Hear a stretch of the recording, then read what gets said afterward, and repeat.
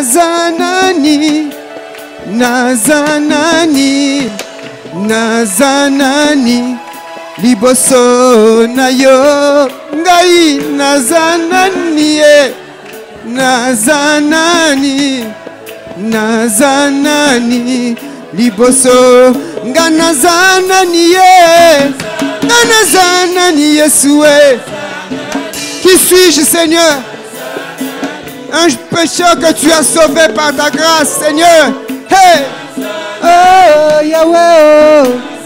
Oh, Yeshua! Comme un murmure, comme un murmure, comme un murmure. Comme un murmure. Réalise, nous sommes au 12e mois de l'année 2017. Le dernier mois de l'année. Commence à dire merci au Seigneur. Simplement merci. Comme un murmure, comme un murmure. Depuis janvier, tu nous as gardés. Jusqu'à maintenant, Seigneur, tu continues à prendre soin de nous.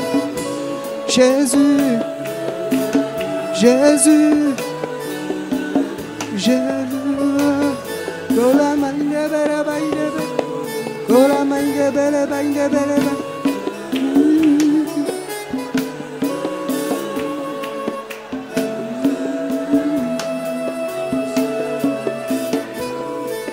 Qui sommes-nous, Seigneur? Merci pour la grâce.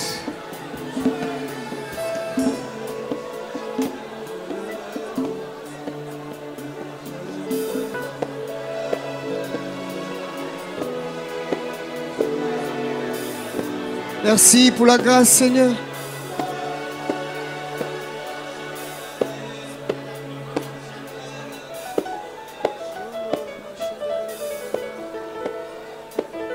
Bénissons ton nom, Seigneur.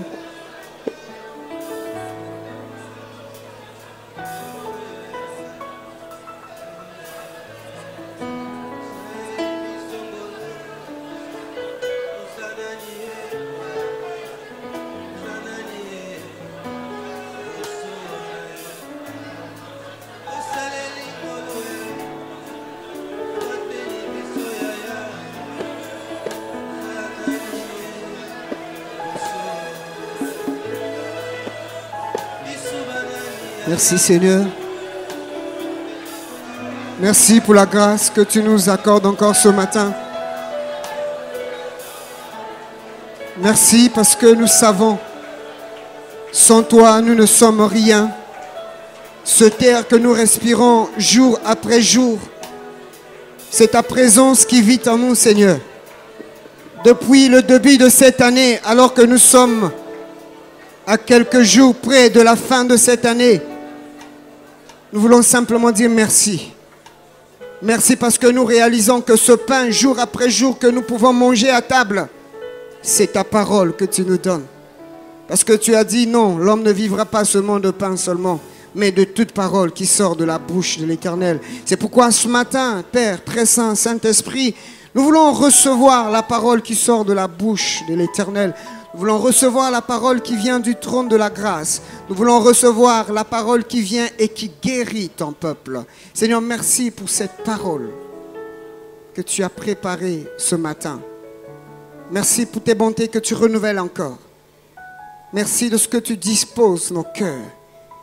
Et merci Seigneur parce que nous croyons par la puissance que tu nous as donnée. Nous ramenons toute pensée captive à l'obéissance de la parole de Christ. Parce que tu as dit, quand ta parole est annoncée, l'ennemi vient et il commence à s'aimer l'incompréhension afin qu'il y en a parmi qui reçoivent la parole au bord du chemin. Mais Seigneur, nous refusons ce matin que quelqu'un reçoive la parole au bord du chemin. Mais au contraire, que nous puissions recevoir cette parole sur cette bonne terre qui va porter beaucoup de fruits pour la seule gloire de ton nom, Seigneur. Dispose encore nos cœurs et aide-nous, tes serviteurs que tu t'es choisis ce matin pour parler à ton peuple, et que toute la gloire te revienne. Dans le nom de Jésus, nous avons prié. Amen. Nous acclamons le Seigneur.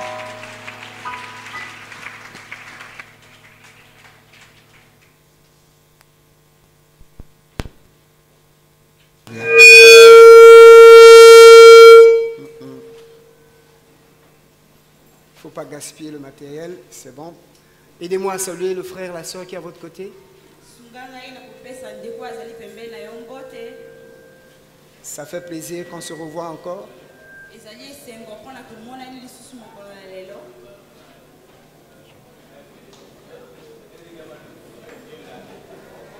Il y a quelqu'un qui est en train d'agiter la foule, Papa Nzon Tawene, qui nous vient de Pointe-Noire. Nous le recevons, il se lève. Voilà, c'est un serviteur de Dieu.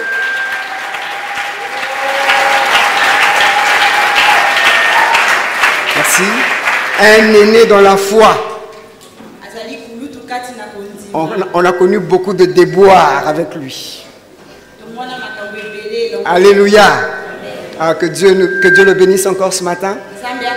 Certainement à la fin du culte, il va saluer le peuple de Dieu.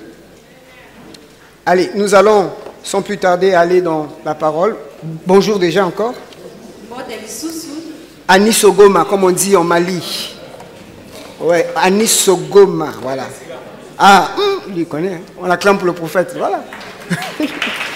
Allez, on n'était pas là, donc nous étions... on a eu quelques vacances à Bamako, Mali, à Bangui. Dieu a fait grâce. Ça fait du bien parfois de se reposer. Mais ce qui est bien, c'est que je vous suivais sur Internet. Je vous assure, c'est merveilleux. Alléluia. On acclame le Seigneur pour les bien-aimés de la technique. Parce que chaque fois, les cultes sont mis. J'ai suivi comment Papa Gérard a prêché le dimanche dernier que Etukis, hein, qui était ni dedans, ni dehors. On ne sait pas où est-ce qu'il était. C'est merveilleux. Quand vous êtes hors du pays, faites un effort de suivre nos prédications sur YouTube. Alléluia. Hein, regardez Surf en ligne. Hein, mettez Surf. YouTube, Surf. En Lingala, il n'y en a pas, c'est pas grave. Hein. Voilà. Que Dieu nous bénisse. Nous poursuivons dans notre lancée sur les compromis du chrétien.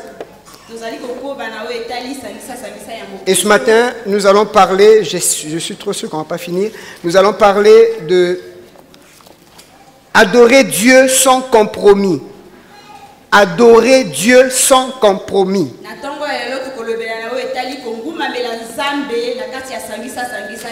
Je vais lire donc dans Daniel chapitre 3.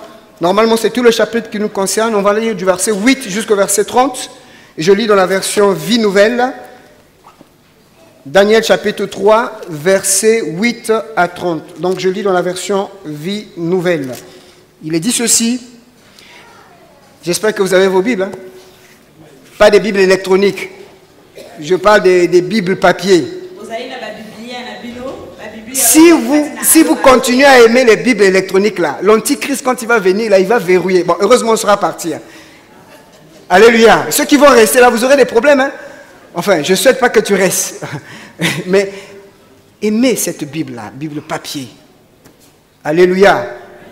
Regarde ton frère, ton voisin, est-ce qu'il a sa Bible papier, pas électronique? Ah ça, que Dieu te pardonne. Parce que comment tu peux mélanger et la parole de Dieu et le WhatsApp en même temps? Soyez sûr, quand vous êtes en train de regarder sur votre Bible électronique, si un WhatsApp qui arrive, vous aurez tendance à regarder le WhatsApp. C'est pas vrai? Ah, voilà. Donc, bon, peut-être le mode avion, encore que, bon, il y aura toujours un vieux WhatsApp que tu auras tendance à regarder. Bon, donc, ceci veut dire que la parole de Dieu, nous devons toujours la valoriser. Alléluia.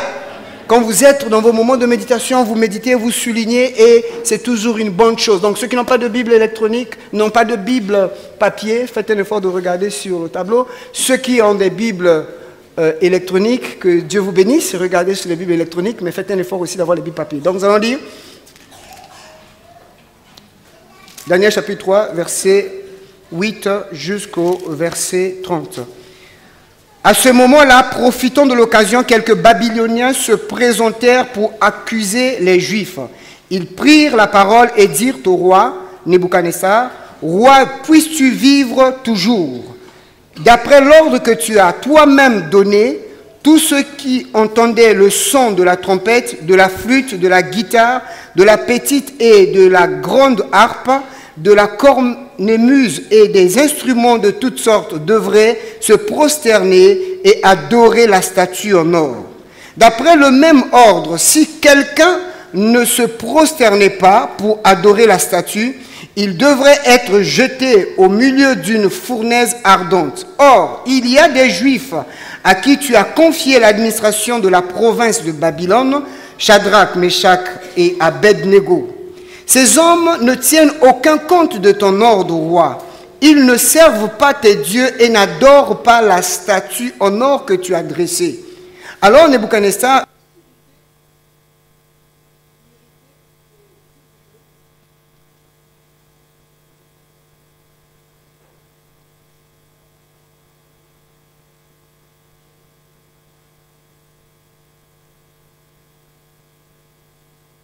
Merci Seigneur. Ouais. Donc c'est moi. Ok. Verset 7. J'étais au verset, aidez-moi. 13. Ok. Alors Nebuchadnezzar, parce qu'il faut que je... Parce que...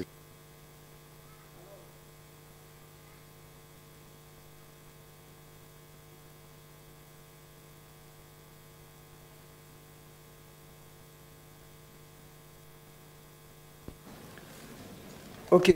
Merci de changer des piles. Changer des piles.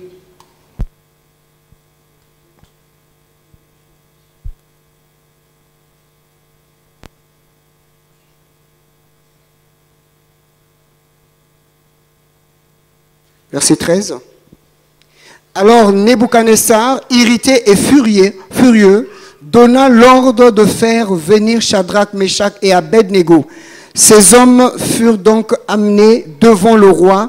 Nebuchadnezzar prit la parole et leur dit, « Est-il vrai, Shadrach, Meshach et Abednego, que vous ne servez pas mes dieux et que vous n'adorez pas la statue en or que j'ai dressée?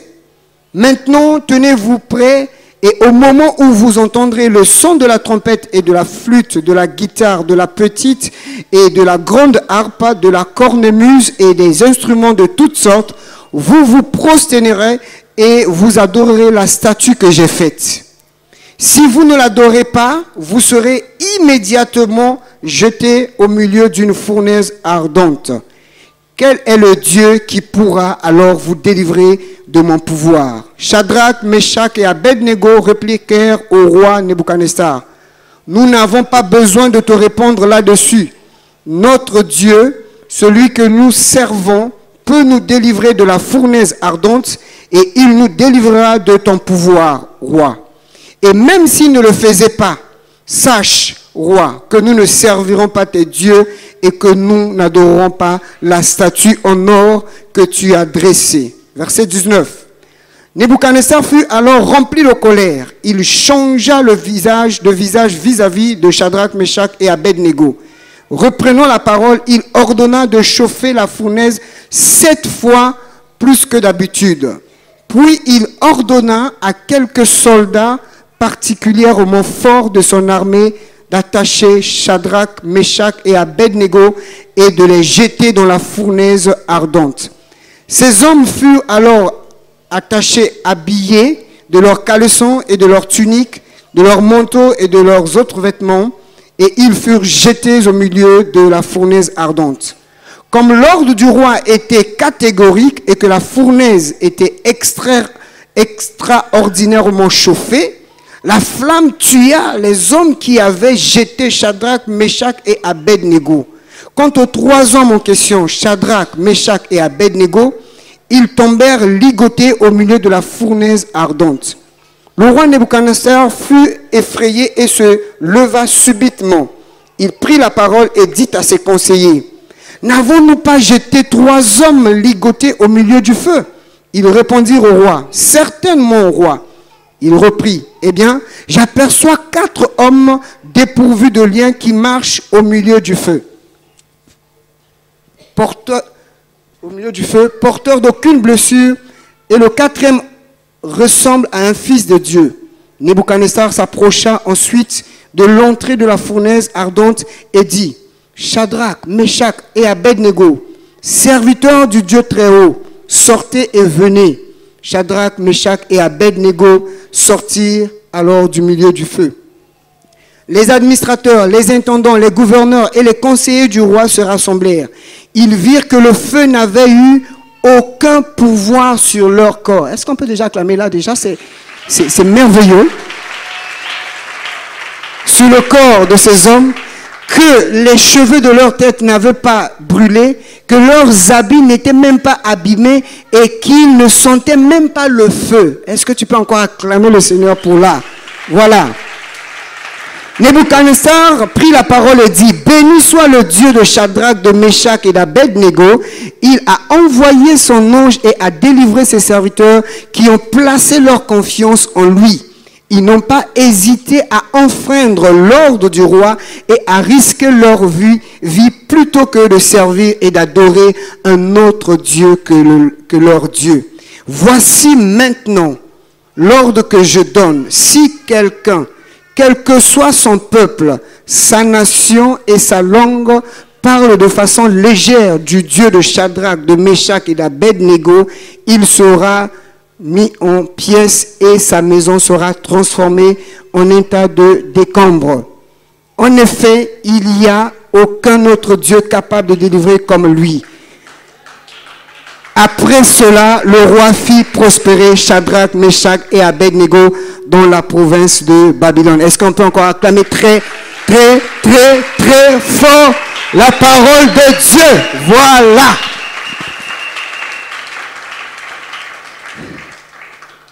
Adorer Dieu sans compromis. Alors, je vais aller vite. Nous sommes à une période où les enfants d'Israël, donc les Juifs, se retrouvent à Babylone. Babylone qui veut simplement dire en acadien Babel, ça veut dire que simplement la confusion. La confusion, c'est-à-dire que quand les hommes ont voulu atteindre Dieu, ils ont commencé à faire un bâtiment pour arriver jusqu'au Seigneur.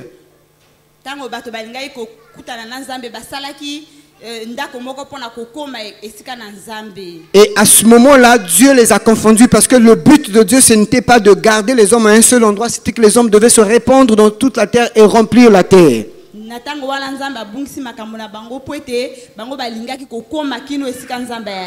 Donc quand on parle de Babylone, on fait allusion à la confusion.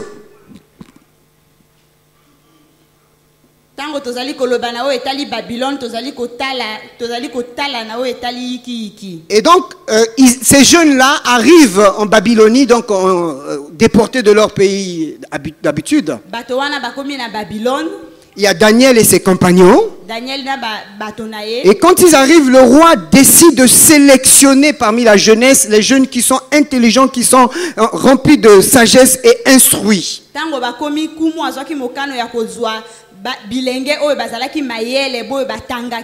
Et il va sélectionner ces jeunes, donc Daniel, Anania, Michaël et Azaria. Et après donc on va les baptiser, on va leur donner les noms babyloniens donc que nous avons lu ici, Shadrach, Meshach et Abednego. Et nous nous retrouvons à un moment où le roi Nebuchadnezzar, après avoir reçu une vision, un rêve d'une grande statue,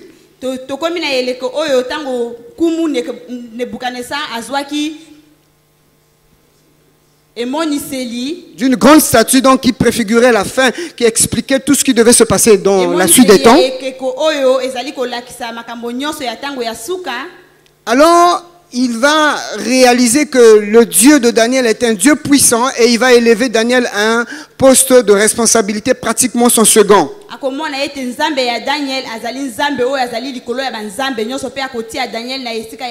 Et Daniel va également proposer au roi, il est mieux que tu nommes aussi les jeunes qui sont avec moi à des postes de responsabilité.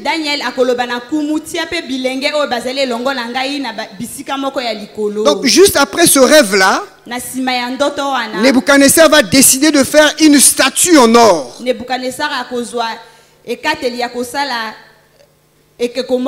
Qui mesurait environ 30 mètres de hauteur et puis pratiquement 3 mètres de largeur. Et il se retrouve finalement dans cette province de Dura, là où il va maintenant faire la dédicace de cette statuette. Et pour ceux qui ont déjà lu l'histoire, vous savez que Daniel ne se retrouve pas là. On ne parle nullement de Daniel dans ce chapitre 3. Et effectivement, Daniel pouvait être occupé à Babylonie parce que ici, le roi se retrouve à Dura. Daniel il était dans la province et Daniel certainement était occupé à d'autres fonctions. Et le roi va demander à ce que tout son peuple puisse faire allégeance à son Dieu qu'il a créé.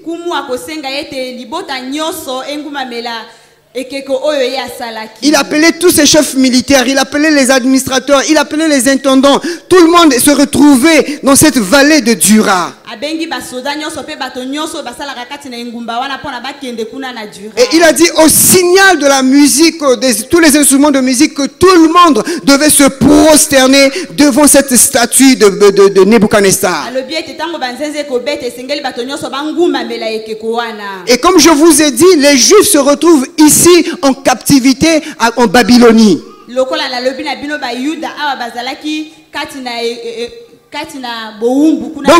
il n'y avait pas que Shadrach, Meshach et Abednego, mais il y avait aussi d'autres Juifs qui étaient là. Mais la Bible met l'accent sur ces trois personnes parce qu'elles occupaient des positions stratégiques. Il y avait certainement d'autres Juifs aussi qui ne s'étaient pas prosternés. Mais là, la Bible nous dit qu'au moment où on a donné le signal, Shadrach, Meshach et Abednego ne se sont pas prosternés.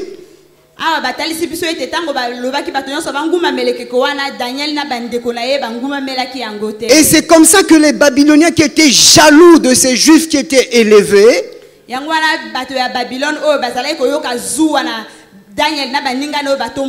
vont aller voir le roi. Ils vont dire au roi que ces personnes-là ne respectent pas tes ordres. Et ils ne servent pas tes dieux, en plus ils n'adorent pas ton Dieu que tu as érigé. Mais ces jeunes gens, ces trois jeunes gens, malgré l'ordre du roi, le roi va les rappeler. Il dit: est-ce vrai, de façon délibérée, que vous avez décidé de ne pas vous prosterner devant mon Dieu? Ils n'ont pas eu honte. Parce que vous savez, il y a des gens, quand ils disent quelque chose, mais quand on lui met devant la personne, il est incapable de soutenir ce qu'il dit.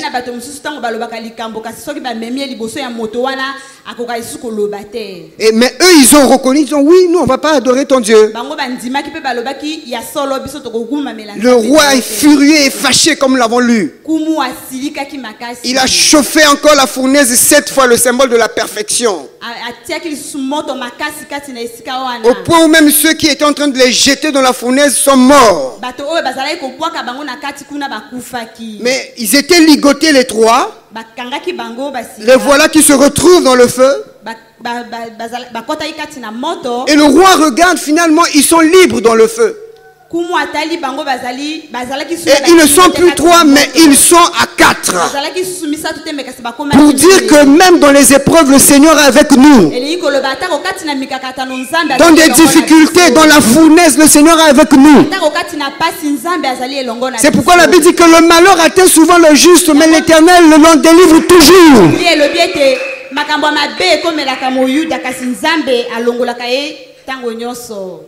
On va mettre ça après.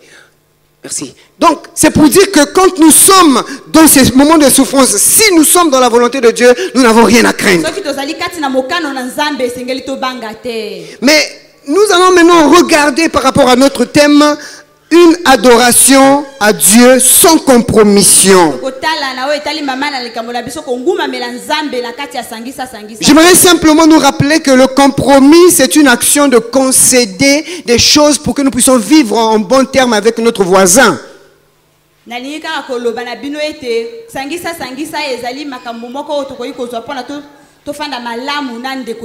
Si deux couples, deux personnes décident de s'unir dans les liens de mariage, il y a certaines choses qui vont commencer à perdre pour pouvoir avoir un idéal du couple. Si l'autre n'aimait pas souvent dormir à temps, et si l'autre conjoint veut dormir à temps, il faut trouver le juste milieu. Il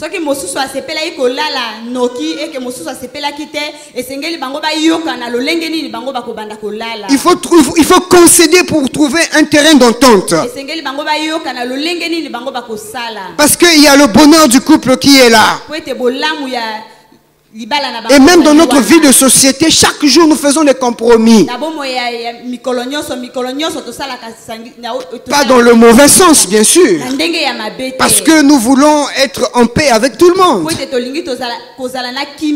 Mais dans le domaine spirituel, dans notre relation avec Dieu, il n'est pas question de faire des compromis.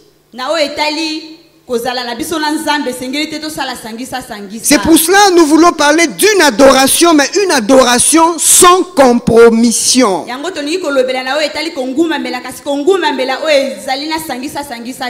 Pendant que je méditais, alors que je me retrouvais loin du Congo, le Seigneur me montrait que l'adoration est un sujet capital.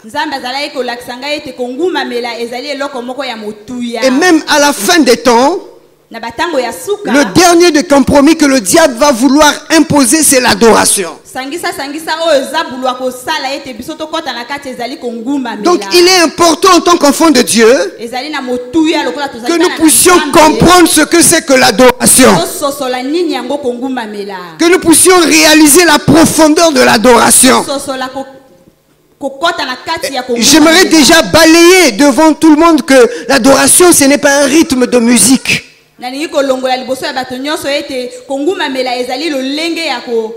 Vous voyez parfois un prédicateur qui montre Papa Tianga, adoration est bien. C'est pas ça l'adoration.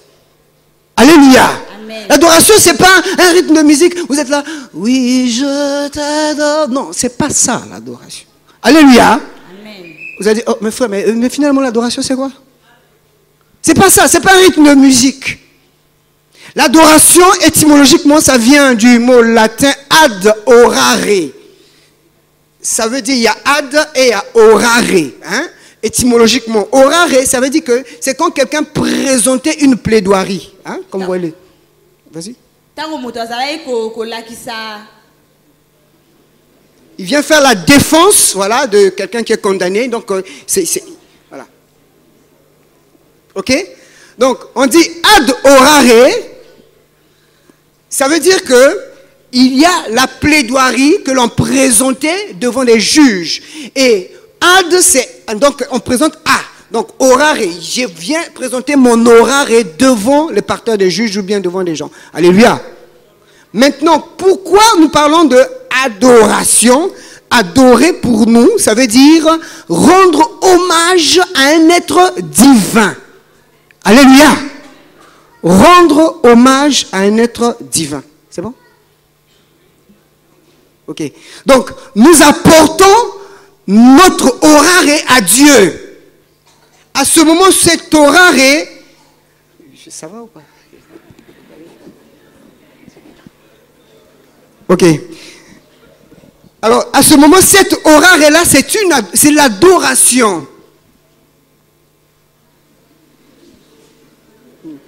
Bon. Oui, le bakaka orare wane ezali, voilà. Il n'y a pas de problème. Toi qui es la traduction orare. Voilà, c'est ça, maman. Vous avez compris orare, non? Voilà. Donc, quand on parle de l'adoration, c'est quelqu'un qui emmène son orare devant Dieu. Ça peut être un chant de musique. Est-ce qu'on se suit? C'est-à-dire que je décide d'apporter un chant à mon Dieu. Mais dans ce chant-là, il faut qu'il y ait des paroles qu'il adore. Parce que, par exemple, comme nous avons chanté tout à l'heure, je suis en route vers Canaan, est-ce que ça adore Dieu?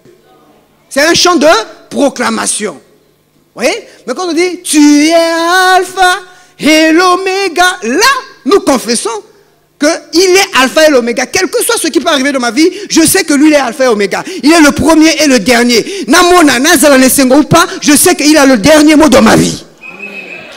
Même s'il n'a pas agi, je l'adore parce qu'il est alpha et oméga. Il règne, c'est pas parce que moi j'ai décidé qu'il règne, mais c'est parce que c'est comme ça. Il n'a pas besoin des élections, il n'a besoin de rien avant d'Akana Kitinaye. Aoumela, parce que c'est comme ça. Je le proclame, je le lève. Alléluia. Ça, c'est au travers du chant. Donc c'est pour ça, même quand on chante, on doit faire ce qu'on appelle l'exégèse des chants. Koye mabiye melate. Tu écoutes un chant. Est-ce que c'est pourquoi nous disons ici, nous valorisons les chants expressifs. C'est pas tu viens Yahweh, Yahweh, Yahweh, Yahweh, Yahweh, Yahweh, Yahweh, Yahweh. Ah. Qu'est-ce que tu dis au finish? Au travers du chant, on peut présenter son orare. Mais rendre hommage aussi, c'est au travers de l'attitude. Au travers de l'attitude. Quand nous voyons les mots hébreux et les mots grecs qui nous rendent le mot adoration, c'est toujours s'incliner, se prosterner, se jeter contre terre devant l'autel de notre Dieu. Amen. Donc l'adoration, c'est reconnaître la supériorité de Dieu sur notre personne. C'est pourquoi dans le décalogue, dans les 10 commandements, il dit: tu aimeras le Seigneur ton Dieu de tout ton cœur, de toute ton âme et de toute ta force. Tu n'auras pas d'autre Dieu devant ma face.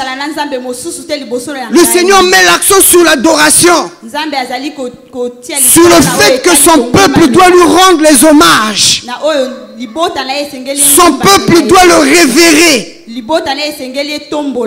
c'est pour cela que l'adoration devrait être donnée seulement à Dieu. Il y a un seul qui a droit de recevoir nos hommages, c'est Dieu.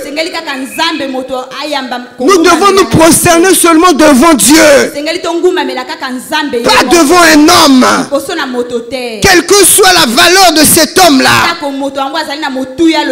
Un jour, Pierre est parti annoncer l'évangile dans la maison de Corneille. Corneille va commencer à vouloir adorer Pierre. Pierre va lui dire: non, je suis un homme comme toi. Je ne mérite pas l'adoration. Adore ton Dieu. Et même Jean, l'apôtre Jean, à l'île de Patmos, après avoir reçu des révélations, tellement l'ange lui expliquait beaucoup de choses, Jean a voulu adorer l'ange. L'ange lui a dit, tu ne peux pas m'adorer moi. Je suis ton compagnon. Je suis ton serviteur. En parenthèse, bien aimé, les anges sont nos serviteurs. Il dit: adore Dieu. Et Jean a compris qu'il fallait qu'il adore Dieu. Mais nous avons un problème aujourd'hui. C'est que les chrétiens n'adorent plus Dieu. Les chrétiens commencent à adorer les hommes. Un homme de Dieu a prié pour toi. Tu as reçu la délivrance. Et tu vas commencer à le vénérer. Tu dis: ah papa, papa, prends l'offrande.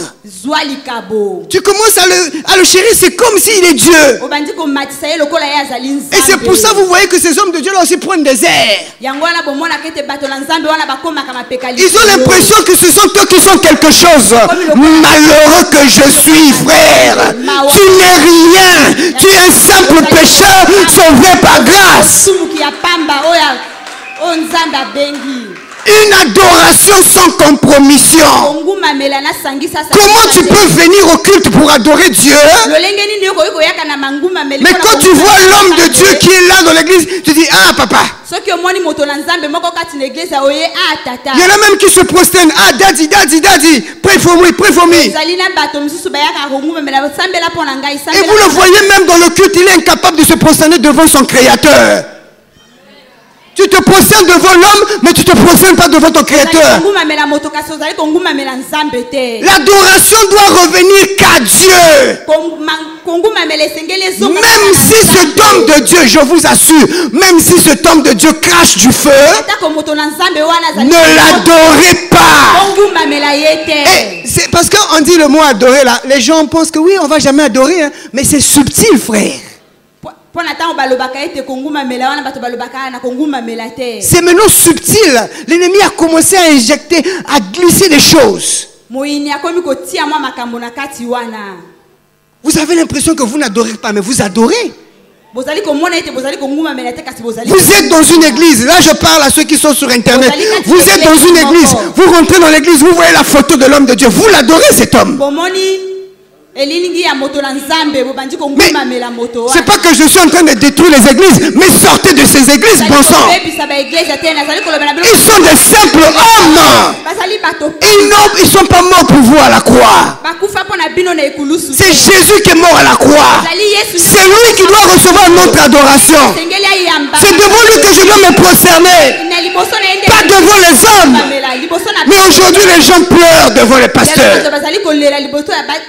Hey, pasteur, j'ai ceci, comment on peut faire? On peut vous conseiller, c'est bien.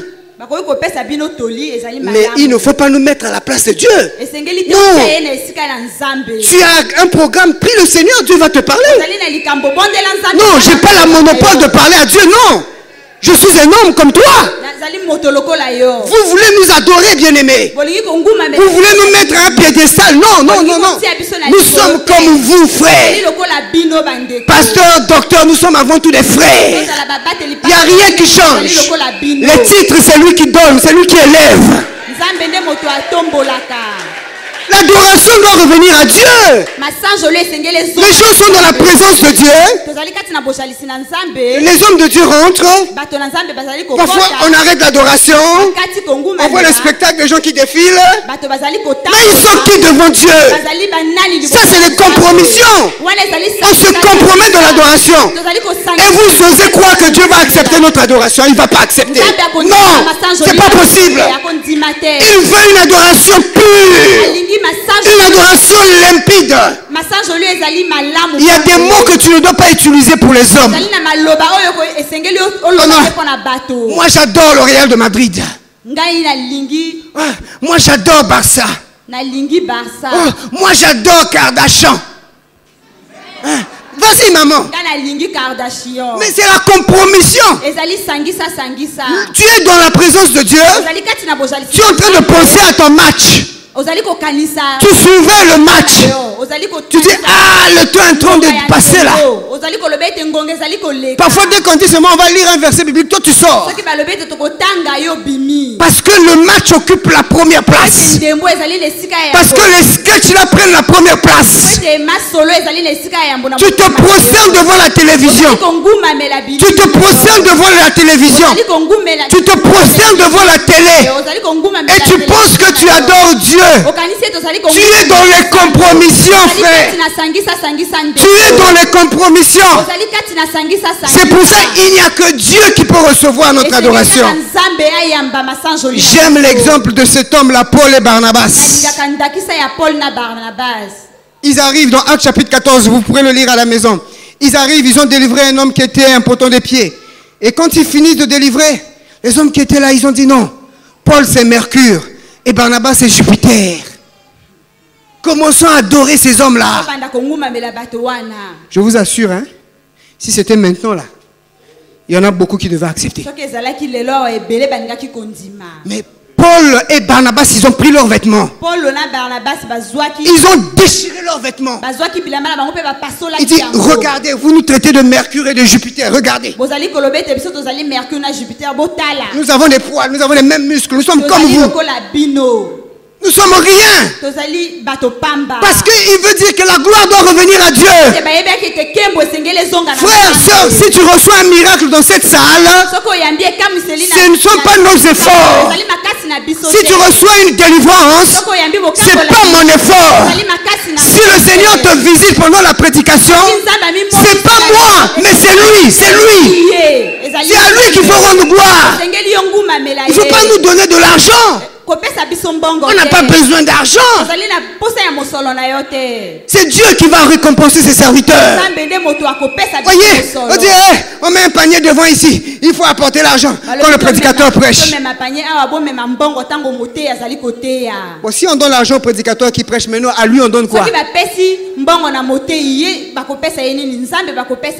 Ce sont des pratiques démoniaques. Et ça se passe dans les cultes. Nous avons des cultes avec compromission. L'argent doit revenir à Dieu. Et c'est l'église qui s'occupe de ses serviteurs. S'il y en a à manger, on mange. S'il n'y en a pas, on est habitué au jeûne. Hein, Papa Nzon? Habitué au jeûne. Il connaît. Ça, c'est un combattant. Il a traversé le moment difficile. Mais aujourd'hui, Dieu l'a béni. C'est un témoignage vivant. Autant que nous tous ici, pour la plupart, Dieu nous a bénis. Aujourd'hui, on peut passer dans des aéroports, on dit oui, monsieur le ministre, passez là où c'est beau, merci.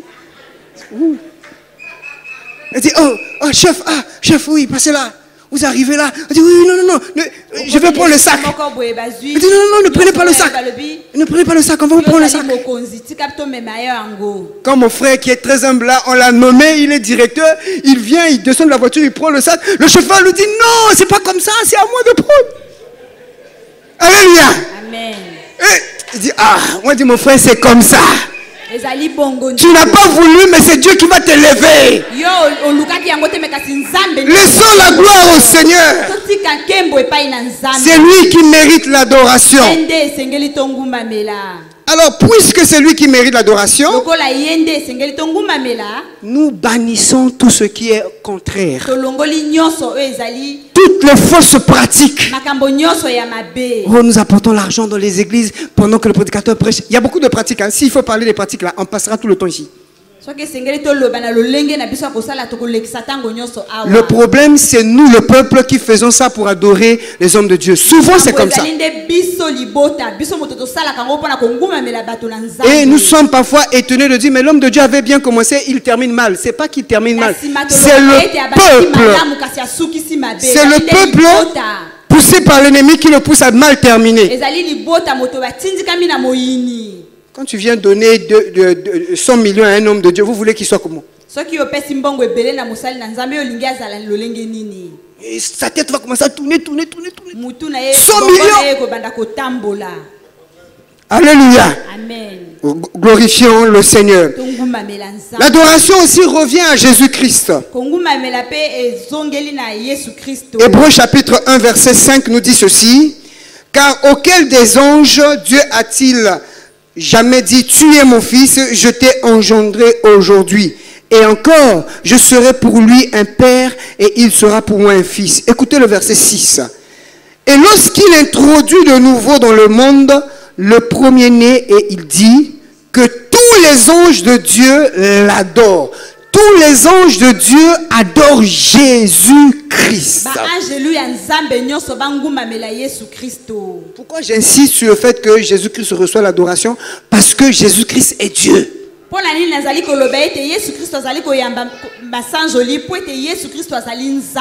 Si vous avez des débats avec des gens qui vous disent que Jésus-Christ n'est pas Dieu, laissez-les comme ça. Laissez-les comme ça. Ne perdez pas du temps à passer du temps à discuter. Oui, Jésus-Christ. Laissez-les comme ça. C'est clair, noir sur blanc. Vous lisez dans Hébreux, comme j'ai dit, chapitre 1er, verset 5 à 6. On dit que les anges de Dieu adorent Jésus. S'il n'y a que Dieu qui mérite de recevoir l'adoration, donc Jésus est Dieu. Alléluia. Amen. On peut adorer Jésus, on peut adorer Dieu, on peut adorer le Saint-Esprit parce qu'il est Dieu. Bon, c'est juste l'introduction. Bon, ok. Nous allons voir quand même les 4 principes, les 4 vérités sur l'adoration. Et prochainement, nous allons continuer sur notre randonnée et nous verrons donc les compromis que le diable commence à insinuer dans l'église et comment résister à cela. Comment est-ce que ces 3 jeunes hommes ont résisté à cela. Donc je vais parler des 4 vérités sur l'adoration.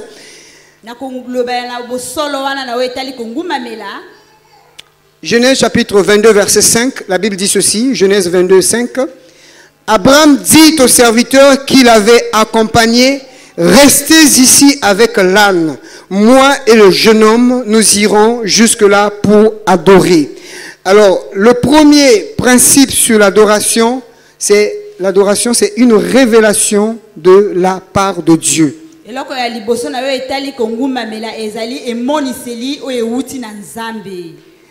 Ici, dans le verset que nous avons lu, c'est la première fois que nous retrouvons le verbe adorer dans la Bible. Et pour la première fois qu'un verbe ou bien une notion est citée dans les Saintes Écritures, c'est là que nous puisons les enseignements. Et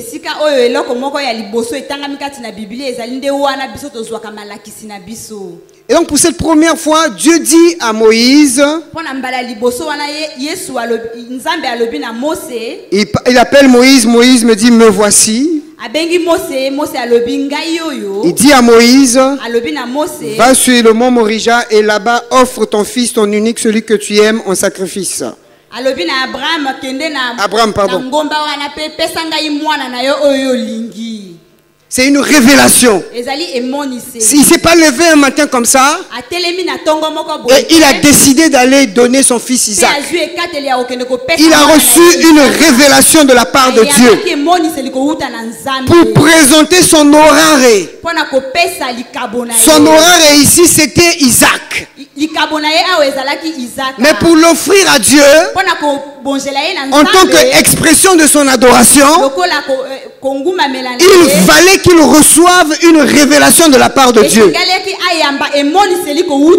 C'est pour cela que Jésus-Christ disait dans Jean chapitre 4, le verset 24, Dieu est esprit et il faut que ceux qui l'adorent, l'adorent en esprit et en vérité.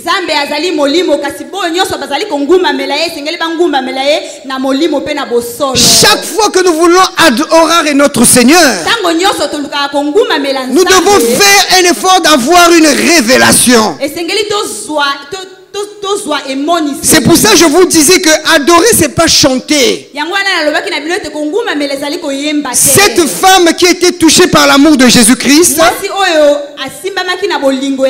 elle rentre de la maison, elle voit Jésus. Elle avait un parfum de grand prix. Elle a reçu la révélation, la conviction que ce parfum de grand prix, je ne peux que l'offrir à mon roi. Elle a cassé ce parfum. Elle a renversé sur le Seigneur. Les gens qui étaient là étaient scandalisés. Mais comment elle peut perdre un parfum de grand prix comme ça?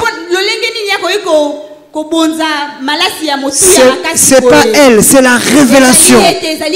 Elle a reçu la révélation d'adorer le Seigneur. Voyez, même quand nous faisons des dons au Seigneur, quand nous faisons des dons dans la maison du Seigneur, ça peut aussi être une forme d'adoration. Mais pour quel but nous le faisons? Si nous le faisons pour nous faire voir, alors ce n'est pas une adoration normale. C'est une adoration avec compromission. C'est pourquoi Jésus disait, quand tu donnes avec la main droite, il ne faut pas que la main gauche sache. Parce que si la main gauche est au courant, ce n'est plus de l'adoration. Tu veux te faire voir. Il faut le faire de bon cœur. Ça doit être une inspiration divine. Maintenant, prenons dans le cas où quelqu'un veut présenter un chant à l'Éternel. Il dit, je veux chanter un merveilleux chant à mon Dieu. Comme expression de mon adoration. Mais quand il veut le faire, il voit d'abord les musiques, les nouveaux chants qui sont sur le marché. Il voit que Denamouane a sorti tel chant. Il voit que Denamouane a sorti tel chant. Il dit, je veux venir travailler ce chant-là pour que j'adore mon Dieu. Mais au fond, dans son fort intérieur, c'est pas pour adorer son Dieu. C'est pour que quand elle va chanter ici, ou quand il va chanter ici, que les gens disent, le frère là, la soeur là, chante bien. C'est une compromission. L'idée c'est de se faire voir. Ce n'est pas d'adorer Dieu. Parce que c'est un chant qui règne actuellement. Et donc lui, il le présente pour sa gloire. Il n'y a pas de révélation. Il n'y a pas de révélation. Et Dieu dit, cette adoration-là, c'est une adoration compromise. L'adoration que le Seigneur attend de toi, si tu veux le faire au travers du chant, pendant que tu es dans la présence, tu es en train de l'adorer, et lui il vient, il place un cantique dans ta bouche, et tu commences à le chanter de tout ton cœur, sans arrière-pensée. Tu l'exprimes à ton Dieu, tu le chantes à plein gosier, et même ton entourage t'entend. Même ton entourage t'entend. Mais frère, le chant que tu chantais là, n'est-ce pas qu'il est merveilleux? Ce serait une bonne chose que tu le partages avec les autres. Tu l'as fait sans arrière-pensée. C'est poussé par l'esprit. C'est inspiré par l'esprit. C'est pour ça que tu le fais. C'est tel que nous sommes en train de servir ce matin. On nous a programmé pour prêcher. Bon, comment on va faire? Est-ce qu'on va aller ramasser des prédications ça et là pour se faire voir? Ou on doit d'abord écouter Dieu? Qu'est-ce que Dieu a à dire pour son peuple? Parce que les versets, on les connaît. Les versets, on les connaît. Les logiciels bibliques, les mots hébreux, tout ça, on les connaît. Mais quel est le besoin quand nous venons ce matin-là? Qu'est-ce qu'il faut dire au peuple? Mais il faut aller d'abord dans sa présence. Et c'est là où il te parle. Tu reçois quelque chose. Tu reçois quelque chose. Tu es inspiré. Et tu viens l'offrir. Même si ça fait mal au peuple. Même si à la fin les gens ne doivent plus vous saluer. Vous aurez adoré le Seigneur. Même si les gens vont vous traiter de tout. Vous aurez adoré le Seigneur. Mais si vous venez avec des calculs. Vous dites, si je dis tel mot, le peuple va être excité. Si je dis 2017 est mort, ils vont être excités. Ils vont commencer à donner de l'argent. Et je continue à avancer, je continue à avancer. L'argent arrive. Ce n'est plus une adoration. Je le fais parce que j'ai besoin d'argent. Ce n'est pas que j'adore mon Dieu. C'est pour ça l'adoration, ce n'est pas chanter, mais c'est être inspiré de Dieu. Abraham a dit à ses serviteurs, arrêtez-vous là, nous allons avec mon fils pour adorer le Seigneur. Son aura, c'était son enfant. Quand tu viens dans la présence de Dieu, quand tu viens pour l'adorer, quel est ton aura? La deuxième chose par rapport à l'adoration, toujours par rapport au texte de Genèse, la Bible nous dit que quand Dieu lui a parlé ainsi, il s'est levé, il est parti. C'est la foi et l'obéissance.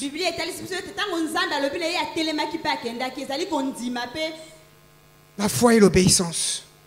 Croire que Dieu m'a parlé et lui offrir cela.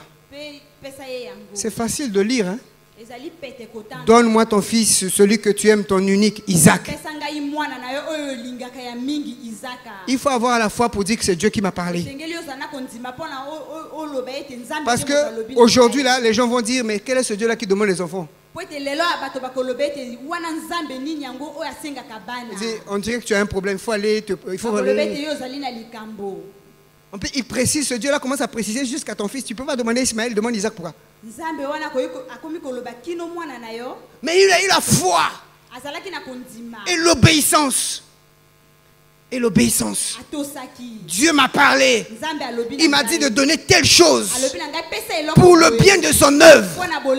Je vais le faire. C'est mon adoration.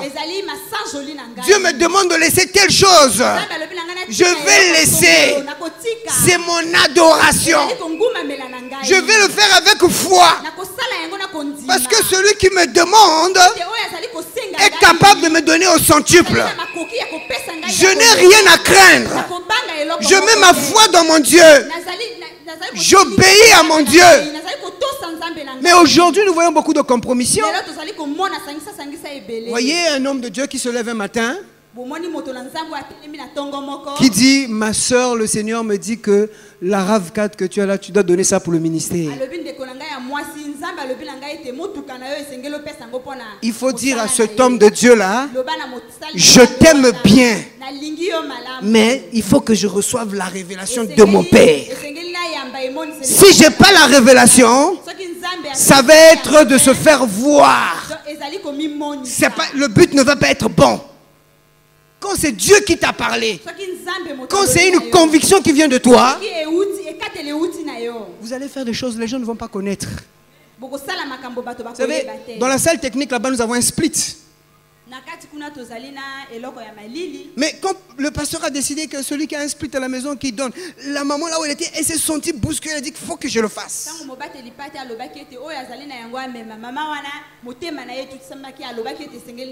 Elle m'a appelé discrètement. Elle dit, je ne veux pas me faire voir. Hein. Je veux donner. Discrètement. Elle a reçu la conviction. Pendant que l'homme de Dieu parlait ici, elle a reçu, il fallait qu'elle puisse le faire. L'homme de Dieu n'est jamais allé vers elle. Mais c'est le Saint-Esprit qui l'a touché. Elle a eu la foi et elle a obéi. Vous voyez, la foi et l'obéissance dépendent de la première condition de la révélation. Si Abraham a obéi parce qu'il savait que c'est Dieu qui l'a parlé. C'est pourquoi nous devons faire des efforts pour bien écouter le Seigneur. Alléluia. Amen. Permettez que je prenne le troisième point, la séparation. Le troisième point, c'est la séparation.